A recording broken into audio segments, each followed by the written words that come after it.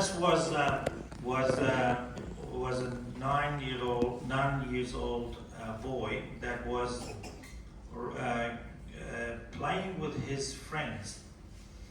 He lost all his family, his mom and dad, and 7 of his siblings, and now is looked after by his uncle, or the family of his uncle, that he was playing outside when the bomb or the rocket dropped, and a few of the kids got injured.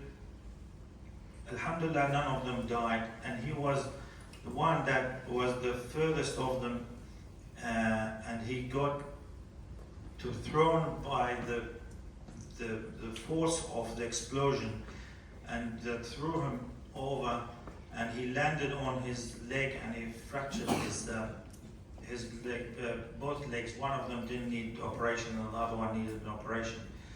And he was really not crying. I just can't understand why the people there, they have a tolerance of pain that that is not really seen. He was not crying, but he was so concerned when we saw him and took him to theater, and I was talking to him.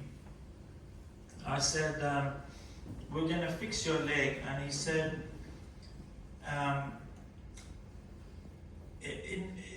don't know how he tried to put it, but you can see that he was disappointed that he didn't get to be martyr so he can be with his family.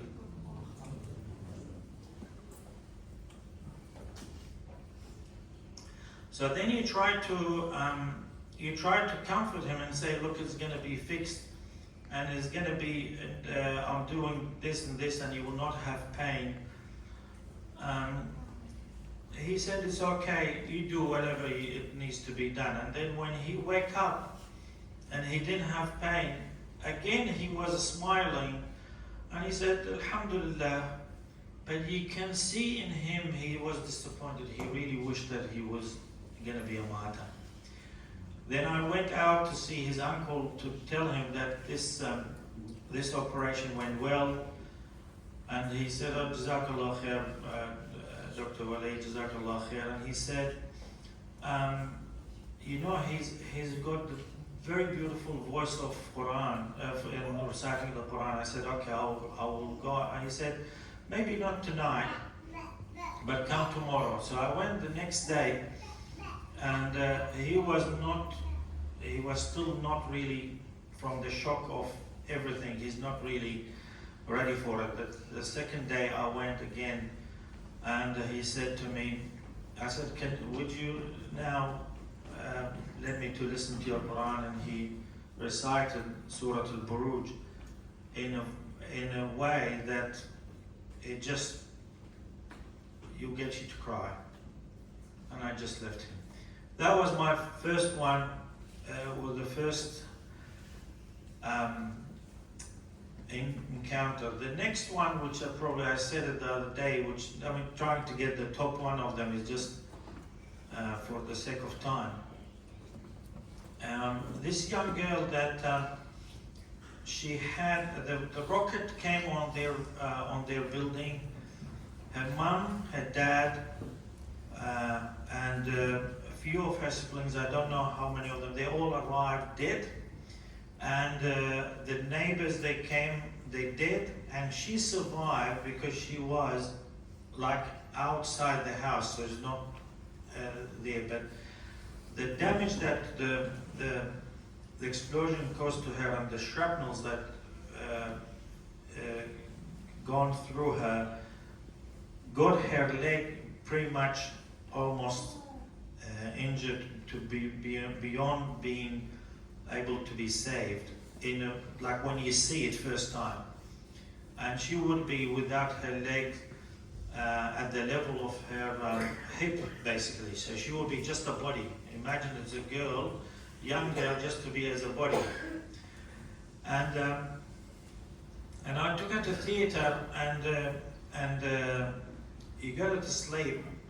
She was not really that much of conscious. She's just shocked and in shock because of the blood loss and in shock of the injury.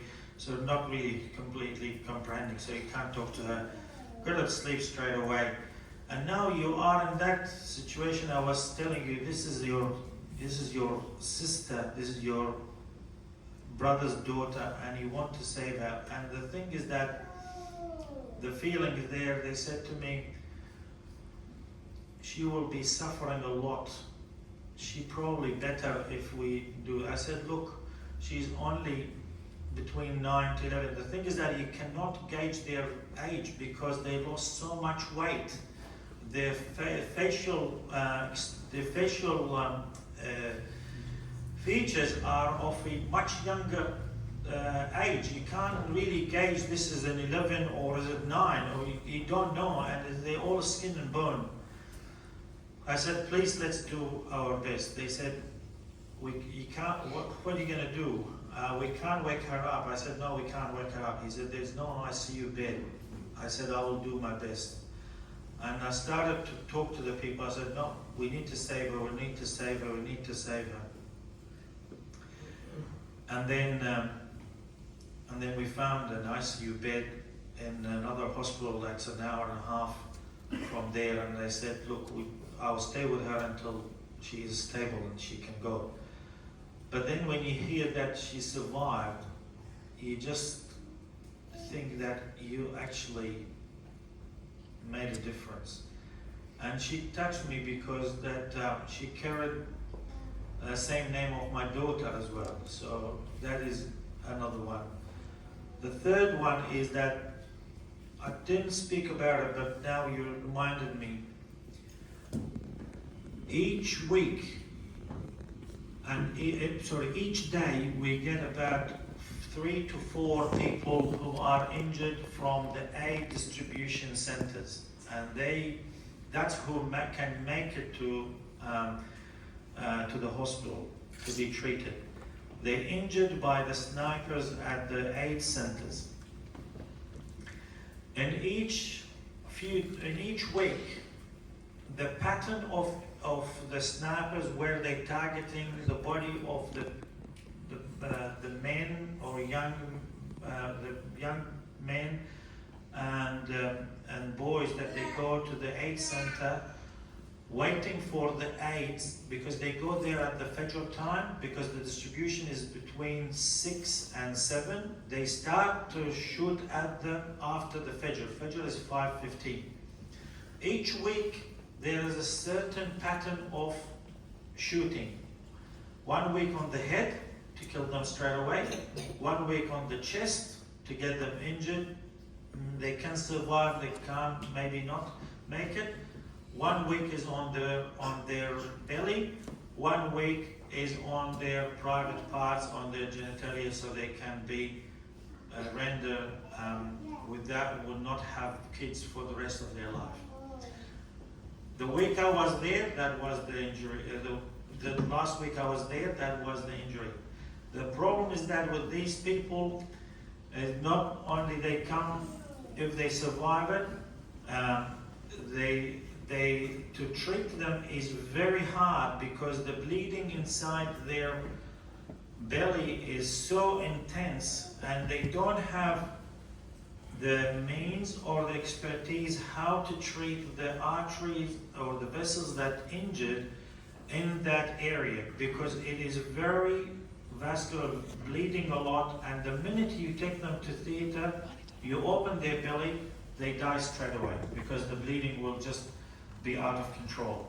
To leave them, they just gasping in front of you, and you just don't know. Whoever survived it, which I have not seen many who survived, it breaks your heart. One guy who arrived and he was begging us to treat him, and he was lucky because they put he walked to them rather than going out to come to us, and they put tourniquet on him, and he came with the people that they evacuated him to us, and we said, look, you either lose your leg. He said, just cut my leg, and the tourniquet was at the top of his thigh.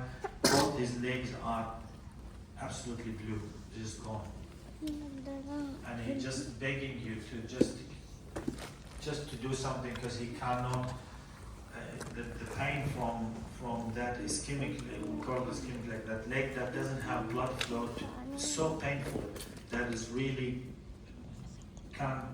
he can't tolerate it anymore.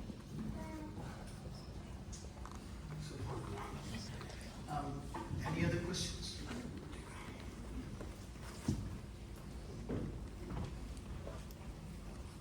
Dr. Waleed, I'm Dr. Irfan. Just one question. I know in the active war zone is the surgeons, the emergency physicians and anesthetists which are most required.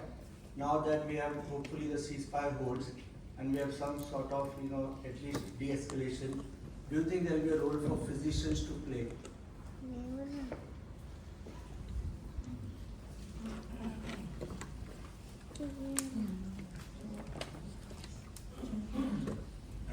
Jazakallah khair, brother Irfan.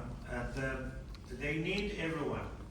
At the same time, how much you can help them, you will help them to make a diagnosis and right diagnosis and you're on the right path. But the availability of treatment is very limited. And you will be in the same scenario that we were in. We want to help them, but we don't have what we've been trained to help them with. So, the degradation of the health system there is so massive. It's not only the hospitals being bombed, the doctors being killed, imprisoned, or pushed out of Gaza, or they are unable to provide the health care because they cannot even make it to the hospital or to the clinics to practice because it's too far or the means of transport is not there. The other aspect of it is that you don't have the medication that you can prescribe for them. You don't have any follow-up system for them. You don't have the blood test to order for them to make the right diagnosis. So they all come to the hospital out of, that is normal for us to come to the hospital, but they are really comforted by saying, look, I can't help you, I know the diagnosis, I can't help you. They say, Alhamdulillah, that's okay, it is what it is, I will be going, if I go, that's fine.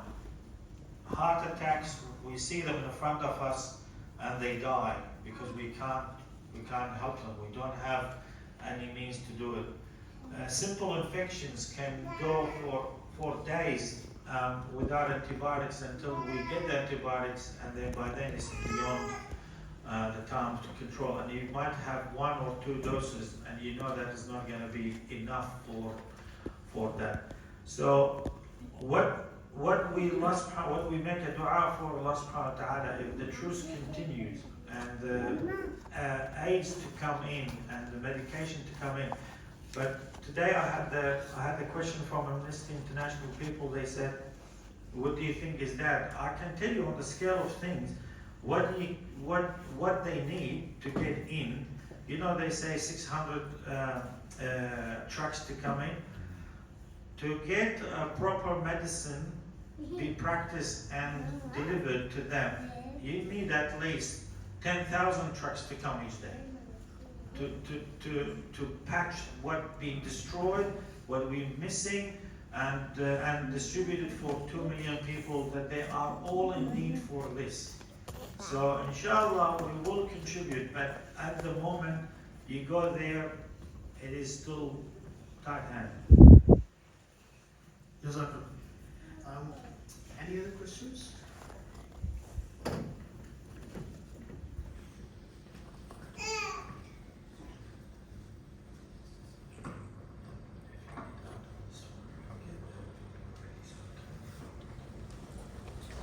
Yes, sir. Assalamu alaikum.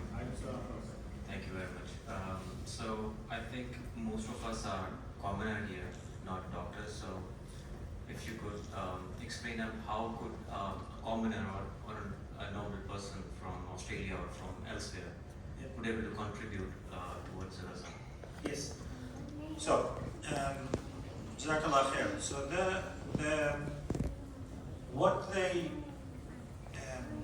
what they said to me to tell you this. Okay. Now there's two sides, right? Okay. We'll talk about the other side. Have the whoever is providing and supporting them, giving them the ammunitions, giving them the planes, giving them whatever they're giving them, okay? And caused what it's caused. For the Gaza people, they have you and me and the people who are supporting them, and they are in billions. What they have is resilience. And in our deen, they are doing what they can do by the grace of Allah subhanahu wa ta'ala, the barakah that's in there, the iman is in there, they are standing up. I have not seen single person there who is having their head down out of humiliation or they're in despair that they don't show it. But they're not humiliated, they're not defeated, they are standing up in pride and they are showing you all the resilience. If they show the resilience, they want you to have the endurance and not to stop advocating for them. If every day that they are there in that hardship, you need to be here in that endurance for them. They are in the hardship that they are in, and they don't have means or medicine or food, and they want the hope that they go with be the hope for them by keep talking about them and try to make dua for them, to make the hope for them. It has not stopped, it has not ended. It needs to keep going. Their needs for you is in all these aspects that you never forget them. Now, yes, on top of that, if you can donate to go and donate and get the aids to them, that would be great. How much aid is going? I told you about it. Okay, so maybe we just need to do whatever you can do, because the charities are organizing all of that, and they might be holding, and they will be, once it's all open, they will push as much as they can. If you have zakat, if you have sadaqah, if you have more, then try to help them. Other than these three, and on top of that is the dua, that's all what we can do for now. Jazakallah, Brother Waleed. I would like to also make one comment. Yes. Especially listening to those injured brothers and sisters saying, Alhamdulillah, despite of not getting the treatment. Yeah. I work as a GP here, and it's one of the best health systems in the world. And every day we see when the patients are sick, not getting treatment, how frustrated they get, how verbally angry and aggressive they can get. And compare them to those brothers and sisters, it's amazing to see that difference. Jazakallah for telling us this. I'm just gonna play a little. If you have no question, sorry. I'm mindful of the. السلام عليكم بسم الله الرحمن الرحيم الحمد لله والصلاة والسلام على سيدنا محمد وعلى آله وصحبه أجمعين. As the professor said, there are no words that express our gratitude to you, Professor Dr. Waleed. MashaAllah, may Allah reward you.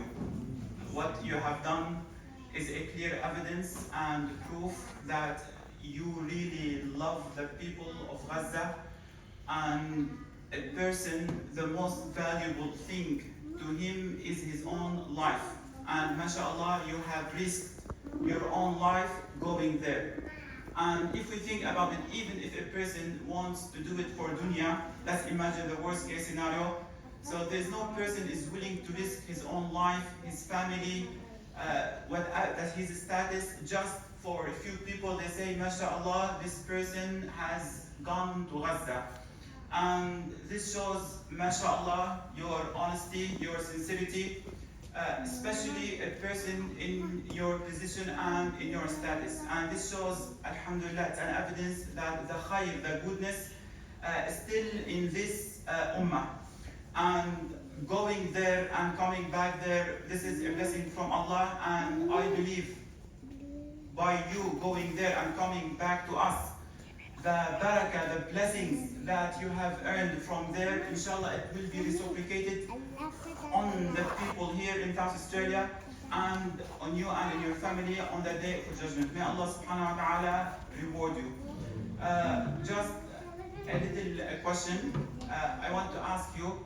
So since you came back, has your perspective of life, so after all these horrible experiences that you have faced, so did your perspective of life here, did you start has shifted a little bit, did it change a little bit, like compared to when you were here before you went there? Jazakallah khair, Sheikh. Yes, that's what I said is the message. That's the message to everyone.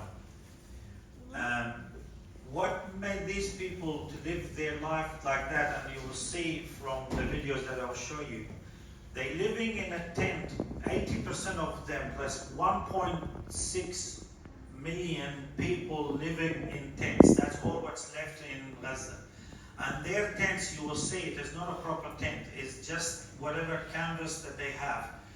And it's surrounded. They are on sand dune. They have no toilet. They have no showers to have. They are coming. None of them is frustrated. They get bombed with all of that life that they have, which is not much, and they say Alhamdulillah. And for those who are about to die, they comfort them. They comfort us who came from outside to go there, that they are in a better place than here. From what they have to go to that stage, it's something Allah subhanahu wa ta'ala had mentioned in the Quran, that they display it in front of us day and night, while it's only 15 days. If I stay there more, I don't know if I can change any observation, because it was so evident, because it was for everyone. They had that ayah that Allah subhanahu wa ta'ala إن الله اشترى من المؤمنين أنفسهم وأموالهم بأن لهم الجنة فيقتلون ويقتلون وعدا. So this ayah is a clear display. These people had sold the whole world, the whole anything, and subhanallah, I had the time that I was with my daughter, and we just came back and we just reading it, just opened it, and I said, this is exactly what I saw there. It gives you that thing, is that the world is, this life worth nothing. Okay? If these people have given up and they're not frustrated at their current situation, or they're about to die, or someone else died, they're all in the same iman, the same feeling, the same expression of it. The other thing is that I mentioned it last night. You know, they're in the tents. I have not, and I've seen so many went through the wards, whether it's an emergency, that they come in a rush, or they are in the hospital in the stinking heat, and I'll show you what the wards looks like. I have not come across a single person, whether it's young or old, that they actually not nicely smell. They all don't display any and nicely smell.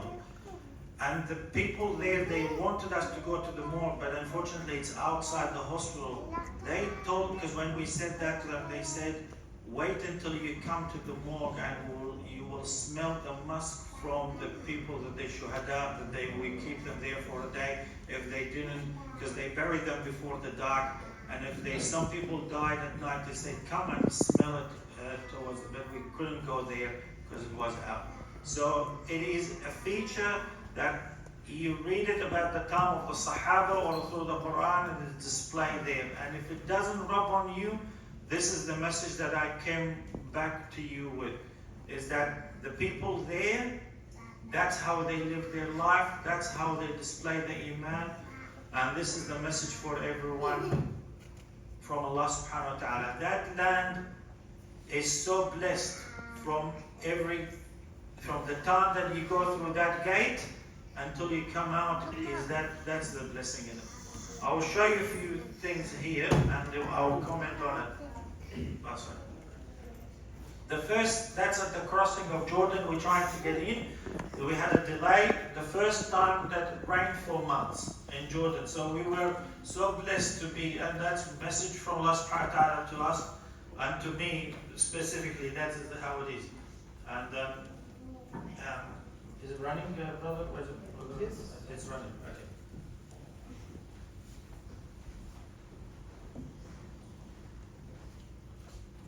And these are these are the aids that coming into the crossing the border to help the Israelis. This is the no, that's at the border, Jordanian border to go in there.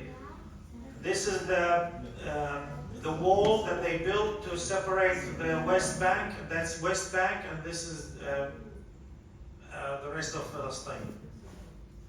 That's the road to Gaza that we are about to get into it, and your heart start to beat. I don't know, 200 beats per minute, because you are just getting closer. So that light ahead, if you see it in the distance, that's the crossing of Karam Abu Salim, and we just like a few meters about there. And now I'm saying that we arrived at Karam Abu Salim. They kept us for about an hour, and we just so eager, we want to get across. And now we're crossing to the military point, because the commercial point was closed, so they took us on the back door after waiting for an hour. They said, you can't enter it, it's closed. This is what I said to you, the ragged road. That's Egypt there, and this is Gaza. And now we are in the convoy. This is the armored vehicle. It's about 33 cars, because the two previous missions to get in, they were not allowed to do that. Unfortunately, it's very dark, but I was trying to show you, these are you'll see the aids that have been thrown on the ground. If you can see it among the destructions, and how difficult to drive in these roads. Now you will see this is the red zone, that people are not allowed to live in it, but the people, they really insist to stay in there as part of their, they don't want to be. And you will see them, they came out because they saw the cars, and they all came out just to, just like they are on an island that they don't see the people. These cars will go on Tuesday and Thursday, and they come and see them and greet them every time that they come through. But this time it was very late. They usually go in about 2 or 3 hours earlier, but they were so happy to see us. It's like a show for them. The kids were so excited to see the humans for every 2 or 3 days, because they don't see anybody going to them and be with them. This is the first Fajr. That is the time that the call of the Adhan. This mosque, this masjid is destroyed. This is how the people arrive in the emergency department. It's everywhere that they are injured, and these are the chaos that it is. The cleanliness of the hospital, it is outstanding. Outside or inside, it is absolutely clean, like really clean. The minute that people get injured and this, they clean it, everything and get it out. These are the kids that they've been injured by special injury. It's a special drone called quadcopters, and they hit them in the back of the head to make them paralyzed with all the things. These are the wards that they are. I'll talk about the kids' injury in a minute. These are the wards outside. This is what's left from Gaza in just a 2 kilometers square called Deir al-Balah. And you see the tree, the palm, the dates palms there, and this is outside the hospital. That's the safest area that they have. During the day, they go about and they walk around to do their things. This is the area where they are going to be all coming in at night, because that's the press. The press area. These are the people that they go and get, the ambulance people, and I did like a little salam. Unfortunately, there's no video from it, and this is on the way out. I'm gonna go through it in a second. That's when we're leaving, because you will see the destruction that is gonna come ahead of us. That's the convoy that they're trying to leave. And these are the armored vehicle. This is the safe house in the morning, which we didn't see it, and it's full of that special dates. That's what they call it, Deir al-Balah. And this is them now leaving Deir al-Balah, and you can see it is really nice area where they have all these. This is one of the oldest city in the world, Deir al-Balah. And it has not destroyed. This is how they live in the tent. Look at the tent. It's just like a very simple canvases, and they put it together everywhere. This is a school that they still have it to function. You can see. Can you live in that for 2 years? Okay. This is how they're living. And these schools, although they're living in it, but it's a target at any minute. And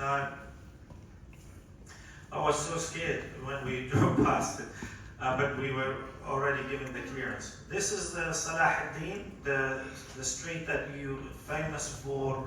It's a landmark for it, and that's in Deir al-Balah, trying to leave out. See the people how they living. There is no toilets for them. There's no water. They everywhere, and you will see even more and more and more. Most of the people are living there, displaced from the rest of it. You can see it. So I kept recording it, because then it's the number of them is so high, and it's none of them in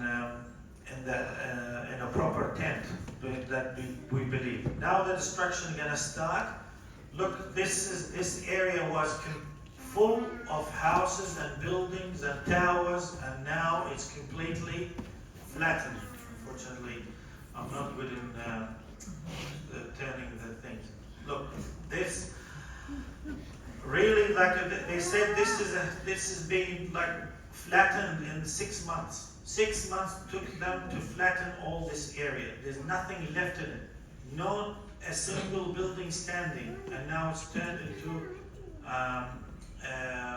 people that they're living in the tents that they are everywhere. This is a little street that is left from that Salah ad-Din. Look how the people, it's the sand dune now, that's called the Mawasi. Mawasi means the area where the sand dune is there. Do you imagine you can live and you don't have a mirror to look at how good you're looking at before you're leaving the house? How much clothes that it costs to buy that day? Look, this is how the people living. This is how much they gave up this world to stay there and live. And look how much they are meticulous in the way that they are, and none of them come to the hospital that they do have a bad smell. 2 years, not 2 days, not 3 days. imagine how they are living their life. And it's not a proper this is the water tanks that comes and give them the water. That's why they don't. And they have the goats that they're with them, and you hear, but the doctors, they know about this. To have the livestock living with you is a source of all sorts of infection. We didn't see it. Okay, so there must be a mercy from Allah subhanahu wa ta'ala. At least that one is not happening with them. I thought I will show you that, the thing. This is how they're living. And while you're watching this, I'm just going to read for you a little letter that I had from one of the sisters from there. She is a year 12 that I had my computer that I donated for her, and she wrote me a letter and she made the envelope because of the hope that these people have.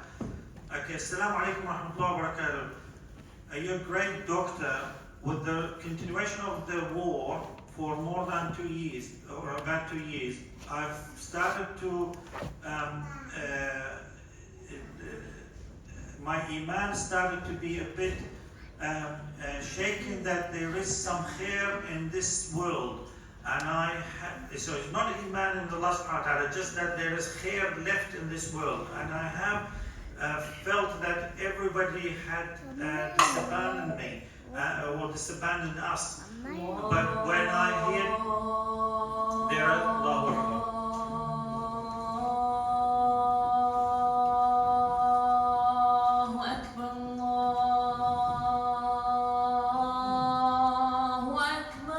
Allahu Akbar. But when I hear that there are some people like you had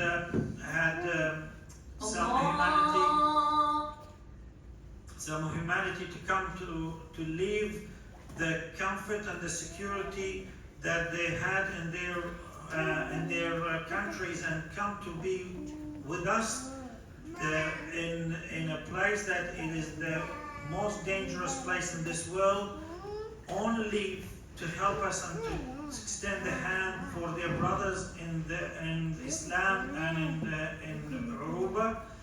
That just to know that gave me a tranquility and comfort that and restored my belief that the khair do exist, no matter how much the batil, the wrongdoing has been having the upper hand at this time. And Allah subhanahu wa ta'ala is with us and He will never forget us.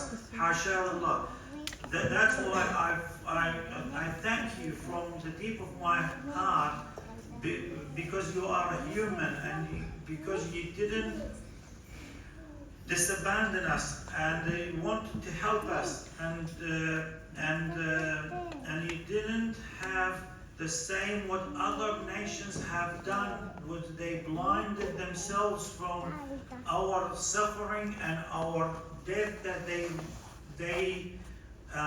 you are here to be with us because you listen to your conscience and you have fulfilled your qasam as a doctor to help and to treat the people wherever they are, whatever their circumstances.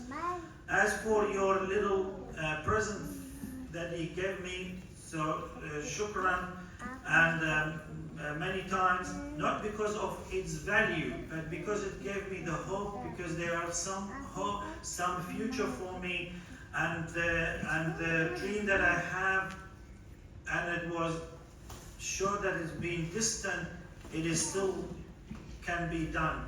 I want to get into to study medicine, and I have done all my hard work for that. But I have been delayed because I didn't have any means to study the medicine, because all their books are now is online. But I now have the computer and I need to start to study the medicine. And even if the train has left me for 2 years not to be studying, but I can go back and study. This is a message from Allah subhanahu wa ta'ala, not from you, that you should not give up. And you will get me back into it, and I will be, inshallah, like what you've done. I will help the people wherever they are and however I can. So Jazakumullah khair.